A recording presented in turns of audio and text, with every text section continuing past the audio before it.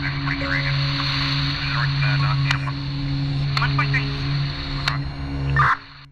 everybody, my name is Axel Villamil, and this is 24 Shades of Blue. We're here with none other than Meaghan Gray, Manager, Corporate Communications at Toronto Police Services. Meaghan, how you doing? Hi, Ax. How you doing? I'm great. This is a very, very, I guess, exciting interview for me because we've worked together for a while. As I don't think a lot of people know on the podcast that you have helped immensely make this happen and what we do. So having this interview is a treat for me. So. It's a treat for me too. This is like season 1, season finale. I hope I don't let anybody down. This is the one. So everybody listening and watching, get ready.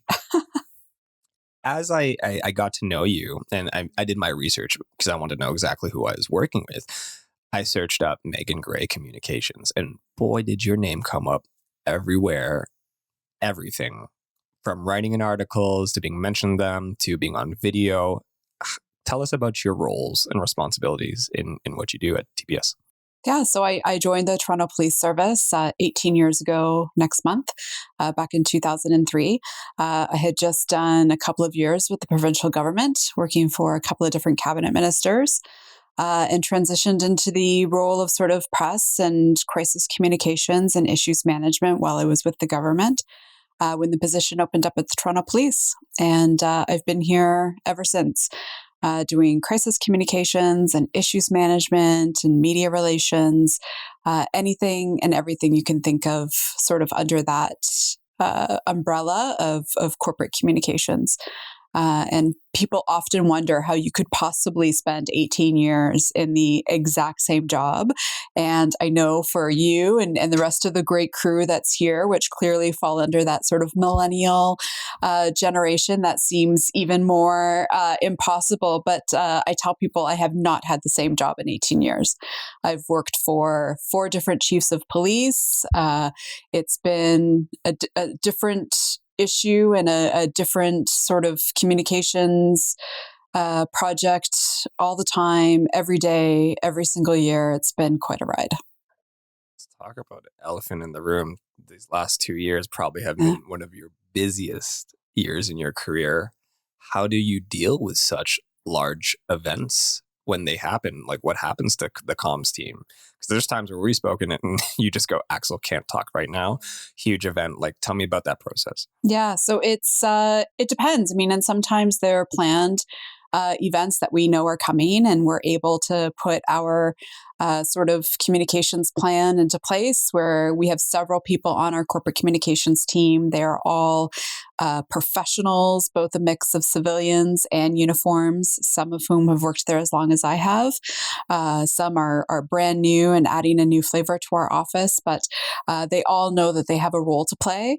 But we also know each other's role. So often when we have a crisis or an emergency, whatever you want to call it, whether planned or otherwise, we know exactly what we need to do. And if somebody's off that day, it doesn't matter because you're just picking up the pieces of all those different pieces of communications. So coming together and understanding that not only do we have to advise the public on what's happening, we have to maintain a social media presence, we have to talk to our members. Internal communications is often overlooked, and it's something we're really trying to do a better job at. We support the chief and his command team. We support incident commanders if they've put into an incident command structure in place. Lots of different moving parts. And, somebody always asks, "Oh, can you send us, your communications plan for a protest, or can you send us your communications plan for a hurricane?" It's never the same, right? And no hurricane is ever the same, and no officer-involved shooting is ever the same, and no protest is ever the same. So instead, we just try and go back to those basic fundamentals of communications. We try and be up to date. We try and be accurate. We try and be reliable. We try to be informed. All of those different sort of principles we think of when getting messages out to our members and the public. Sounds like so much coordination needs to happen. Like you said, if somebody's off, it just pick up. I feel, just imagining what that position would be like. It'd have to be quite a well-prepared handoff too at the same time in order to meet the demands of so many things happening all the time, because you really don't sleep in terms of the work that you all do. You mentioned something about all the chiefs you've been through. You said you've been through 4 chiefs. Sounds like The Crown, and you're going through like different prime ministers, and you're the queen. But you went through 4 different chiefs. What was that experience like for you? Like, did they all have different views on communication? Were they all the same? Was there a standard? Did one like one and not the other? Like, what was the difference in working for 4 different chiefs? Yeah, I mean they're all collectively different, not just in their experience as police officers, but then in their experience in the senior ranks and what they want to bring to the role of chief of police. I would say easily all 4 of them saw value in the role of corporate communications, saw value in sort of all of those different aspects and taking that professional advice that comes with having a corporate communications team. They all saw the value in things like social media and using different technologies to, expand our reach out into the community. They've all been very supportive, which has been a blessing. It's made our job, obviously, a lot easier over the last couple of decades. And I think that is only going to grow with future chiefs. Even though we always had support from the chief, there was always times within the organization where other members maybe didn't see the value in communications. They felt that it was something that they could bring in at the end of a project or at the very last minute, hey, oh, by the way, this is going to happen or this has happened and can you help, or just a general misunderstanding. And I feel like the service itself and really in policing in general has really evolved over the last couple of years, over the last even decade, to get to a point where there is far more value placed in a communications team. So when working with the chiefs, were they all, I guess, good with speaking to the media? Did you have to go in their training? Is there other people in the organization that you had to help and coach as well? Yeah, I mean, certainly even with the chief, with his members of his command team, any senior officer, really, they all bring strengths and weaknesses, as we all do, to communications and especially to media relations. So even though somebody has had a media relations training course, it's certainly recommended that they repeat it often. And even as communications professionals, we're always looking for ways to improve our skills and keep up to date on different changes. I mean, my first media training is done on a VHS tape that still sits in my Amazing. desk. Yeah, it's awesome. Send me a copy, No, please. you're not getting a copy. And How did you predict me?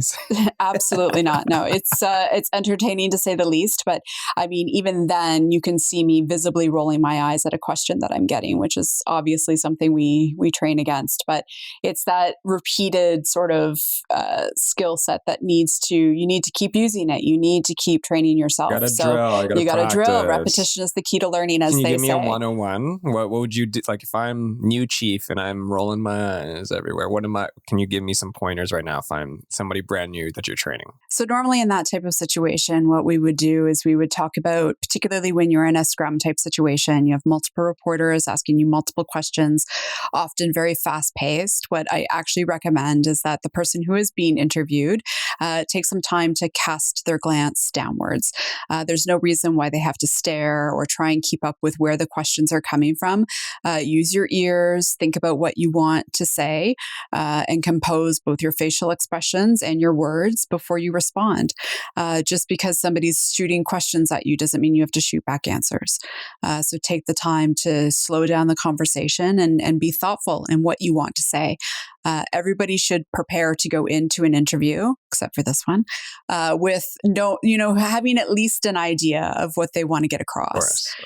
So if you can keep sort of those thoughts in your mind and slow down your own thought process and your own body language, then you'll do a better job than trying to get caught up in that rush.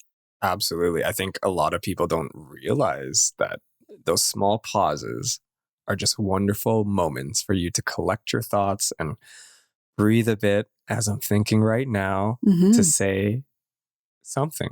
Yeah, so absolutely. It's not easy, especially when you are. I can only imagine what all the like someone like the chief would have to go through with all the reporters and lights and flashing and what about this? What about that?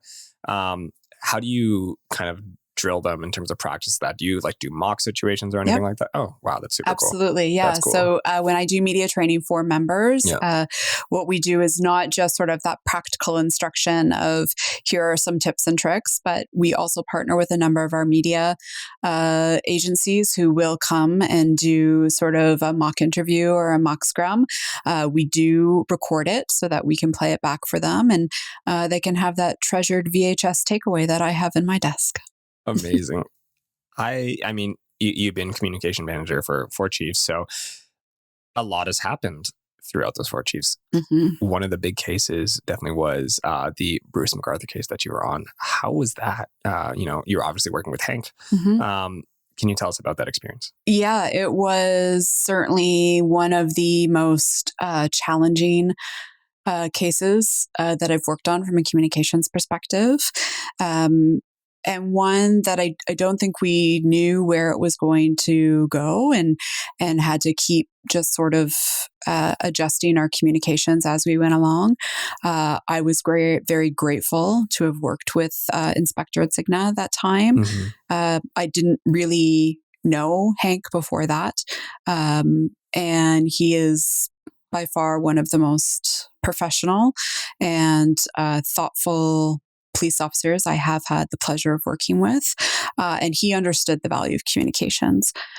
So he really brought us along in that investigation. And we really had some good discussions about the best way to respond. He was always willing to be the face of that investigation by giving updates when it wasn't maybe for the chief, but for somebody else. He also placed faith in me to do interviews for that investigation. I did countless ones from, our local media right up into, CNN and BBC and just worldwide attention. But what made it easier was having Hank understand the value of communications, and the two of us were on the same page when it came to communication. So we knew we had to be as open as we could with information. Regular updates to the public was going to be key throughout, and that's what we tried to maintain. I mean, it's what year was that, if you don't mind me asking? That was 2018. 2018, got it. And that, I think, there was already booms of media around that time, but I think a lot of companies, especially large organizations, especially government ones, didn't really know how to perceive themselves properly, or didn't take communication as seriously, like what you're saying with Hank. He really put that at the forefront, because if you can't communicate what's going on, then the perception is totally different. And I think that's what you do so well, is that making sure that everybody's hearing and seeing the right things. And it's so important. I mean, as much as I would love to see the chief on TikTok doing something really cool, was it in discussions? Have you ever asked him? May be on the table, actually. Watch out, everybody, for... Hey, I don't know what it'll do. It'll be some good stuff. Yeah, no, absolutely. I mean, so just on social media in particular, we're always looking for ways to expand our audiences. And social media is obviously one of those places where there are audiences that don't traditionally use any other types of media to keep themselves informed. Because you have to keep evolving. You have to keep evolving. And it only makes sense to put police officers and a police organization and its chief in those places. So, our chief is currently on Twitter, which is great. As a police service, we've expanded into other platforms, YouTube, Instagram, Twitter. Obviously, we have a couple of different officers who are experimenting, I should say, with TikTok. Got it. So yeah, I think it won't be long before you see a chief of police on TikTok. I'm excited. So am I. Well, we talked a lot about the good and, the journey. I do want to talk about the tough times that you must have. So you handle everything, and I'm sure you hear every type of story which way. How do you handle all that on a day-to-day basis for your mental health?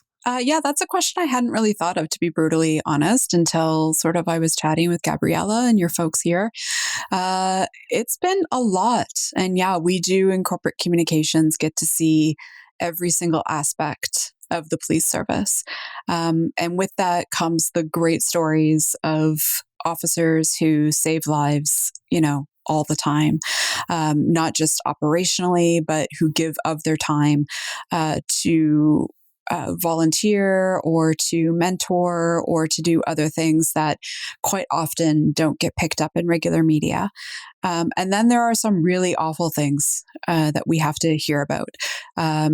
Cases, I know it's difficult for most people, but I've had more than one briefing on child exploitation.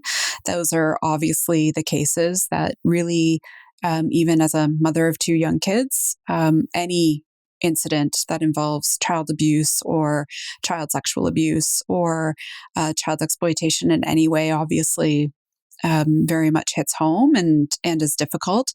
But I think that we talk about it as a team.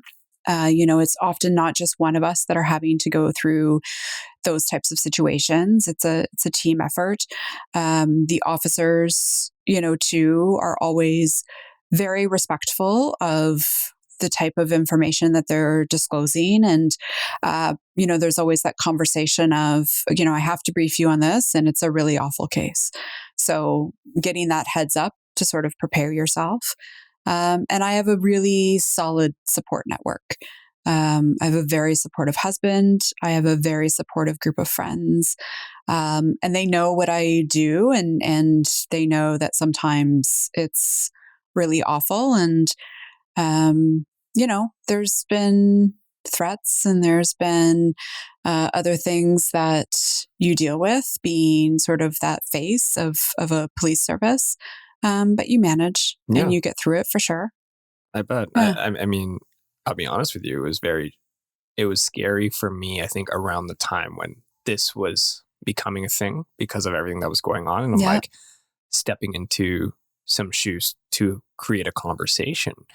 And, and then I thought about it and I realized I think it's the purpose of what we're doing is what really matters the most. And it's humanizing and showing that you're human, Chief's human, all these other officers are human. And every human operates differently. And I think talking about your case with your mental health on how you're taking your work with you sometimes, not by choice, it just kind of goes with you, is something that humans go through. And I've spoken to so many people that you've amazingly brought in, your 911 ops, down to the traffic people, down to, people on crime scenes, seeing the aftermath, being there for it, being held at gunpoint. Each and every person has their own thoughts and their own demons that they have to deal with this job. But at the end of the day, what I've noticed as a huge theme is that you get to help people. And I think that's something I super, super, super respect that you do. And what I think a lot of people probably don't understand about your role is that you get just as much of that through the text on the screen, through voicemails, through calls, through whatever. So it must be a challenge, but at the same time, you're the person letting us all know that whatever you say could help solve a case. That's right. For all I know, whatever you say could save somebody's life. Yeah. And I think that's what we all don't see or get right at first glance. So it must be super rewarding at the end of the day. Is that why do you do it? Like, why do you do it? And I would agree it's super rewarding. I really feel like the last 18 years obviously have had a significant influence on my life, but in a very sort of deep and meaningful way. And I know that sounds cliche, but I readily admit I grew up in a, upper middle class family in Toronto, both parents at home. I'm an only child, really grew up in a life of privilege that I did not understand until I started working at the Toronto Police Service. And over the years, just being exposed to so many different corners of this city and so many different people who make up this city. And now really, truly understanding how blessed and how fortunate that I've been in my life. It's something that I really quite obsessively impose on my children. for them to have an understanding of how blessed and fortunate they are, and not just to recognize the privilege that's been given to us, but how to then leverage that to help those who have not been as fortunate. And, turning my family and myself and my children into sort of those active allyship roles is something that I'm not sure I would have done had I not been exposed to the things I've been exposed at the Toronto Police Service. So I feel very fortunate, I feel very fortunate to highlight the work that our members do every single day, to be surrounded by people who feel the exact same way I am.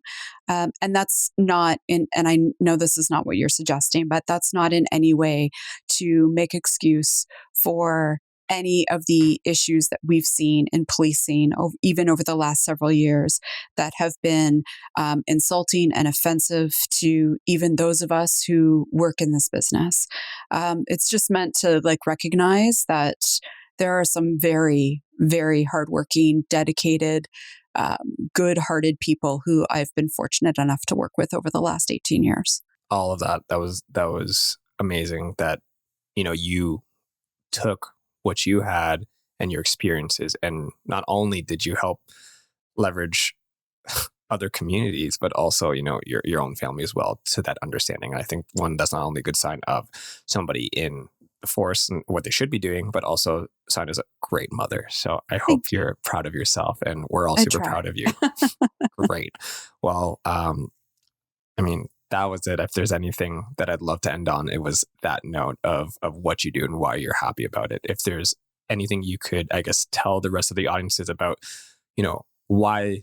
what this podcast means to you, as well as if there's any organizations that, you personally work with and communicate. So first, when it comes to this podcast, this has been an amazing experience. The podcast has given us an opportunity to explore an aspect of communications that has never been done before at the Toronto Police Service. So to be able to have this opportunity to sit down and share stories and highlight not just cases as we do with the Cold Case Squad, but people at the organization, in sort of that unfiltered conversational 45 minutes or whatever it is, opportunity has really meant a lot to us. And I think that it was really an inevitable next step for policing. We still continuously try and focus on mainstream media opportunities. And we forget sometimes that not everybody's reading the Saturday newspaper and not everybody's watching the 6 o'clock news. And in fact, the population that continues to do that is probably dwindling by the day. And people are getting their information on the go. They're listening to the podcast on the way to work, on their commute, while they're exercising, while they're cleaning their house, while they're watching their kids' soccer game. And we needed to get in that space. So for Obie and Ax to have given us that opportunity, I think has really been a really, really great chance for us to explore all of those options. As far as organizations, I wouldn't even know where to start. I've been very fortunate to get to know a lot of different people in the community who hold me to a higher standard. It's not unusual for me to get a phone call or an email saying, did you see this quote from this person? Or did you see this news release? Or I was in a meeting and somebody said this and that language is not appropriate. I've taken that knowledge and put together a language guide for the Toronto Police Service. We've created policing guides for community members, and none of that could have been possible without the community members who were willing to take the time to educate me so that I could educate others. And that's an evolving situation, right? Because things like language and communications are always changing. We've worked with some great partnerships. I think off the top of my head, the Canadian Centre for Child Protection. They're located in Winnipeg, and we've had a working relationship with them for several years. And the work that they do to support parents and teachers and guardians, as well as law enforcement, in addressing things like child exploitation online is really quite commendable. For any parent out there or teacher who needs resources on how to talk to your children and how to keep your children safe online, please visit their website. They also run cybertip.ca, which is an online reporting tool for cases of child sexual abuse online. Meg, it's October. It's also Breast Cancer Awareness Month. Just want to talk about what does TPS do to work with those organizations? So October is Breast Cancer Awareness Month. At the Toronto Police Service, there are a number of different members who are involved in breast cancer awareness. You will often see them wearing pink epaulets for breast cancer awareness or running various sort of charitable fundraising drives for breast cancer awareness.